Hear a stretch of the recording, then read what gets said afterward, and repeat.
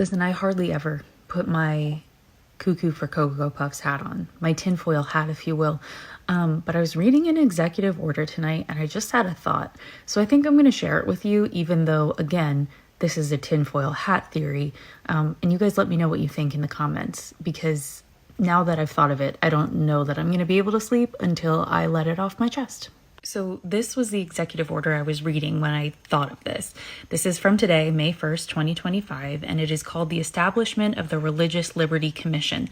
I'm not here to do a deep dive on this. I encourage you to go read it, or if you'd like a deep dive, I can do that. But basically what this does is it allows Christianity to be pushed into both the public and private sector, yada, yada, yada, white Christian nationalism, okay? Oh, and they're going to do that under the guise of like religious freedom. But this is where I was like, light bulb, let me put my tinfoil hat on. It says that the members of this committee shall serve one term, and that term will end on July 4th, 2026, which marks the 250th anniversary of the American independence, as we know. And when I saw that, my brain triggered me to go back to this executive order called Celebrating America's 250th Birthday, which was signed shortly after Trump's inauguration, January 29th, 2025. The text here that's highlighted might be cut off on the top, but it does say establishing the White House Task Force on Celebrating America's 250th Birthday. So this executive order talks about that task force. Donald Trump is the chair. There's a whole bunch of people on the cabinet that are involved as well. And it talks about this grandiose celebration.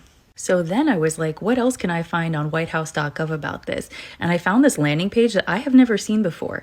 It has a countdown here. The United States of America countdown to America's 250th anniversary. It features pictures of him and Melania, blah, blah, blah. Scroll down with me. And you get to this memo, which reads, under the president's leadership, the Salute to America 250 Task Force, otherwise known as Task Force 250, has commenced the planning of a full year of festivities to officially launch on Memorial Day 2025 and continue through July 4th, 2026. The White House is engaging and encouraging the entire federal government, state and local governments, the private sector, nonprofit, and educational institutions, and every citizen across this country to join in this historical celebration.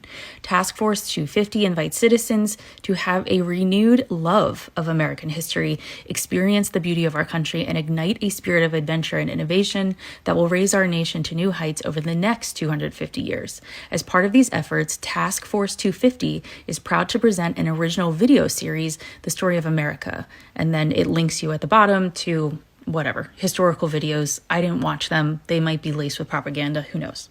Now remember the first executive order I showed you tonight, the establishment of the Religious Liberty Commission. It ends on July 4th, 2026. But that's not the only thing that ends on July 4th, 2026. Remember this guy, signed on the day of the inauguration, establishing and implementing the President's Department of Government Efficiency, otherwise known as DOGE, Elon Musk, the teenage boys, remember all that?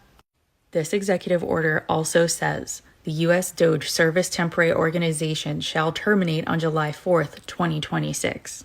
What if this is not a countdown to America's 250th anniversary, but rather a countdown or a timer for the Trump regime to try to initiate a brand new constitution? I personally cannot think of any other explanation, any other reason why you would terminate a commission that is in charge of making sure that religious freedom is everywhere, both in the public and private sector, like in educational spaces as well as nonprofits. Like, read that executive order, as well as why you would need to terminate a department that is in charge, apparently, of the spending of where our tax dollars go, how the federal government spends, who gets to work in the federal government, who doesn't. If you had a new constitution that made new constitutional laws about religion in public and private sectors, as well as how money is spent, what departments exist, who can be hired within the federal government, you would not need that religious commission or DOGE. And we currently aren't that far away from a constitutional convention, which would allow a new constitution essentially to be written. We need 34 state legislatures to say and agree to a constitutional convention, and we only have 6 to go.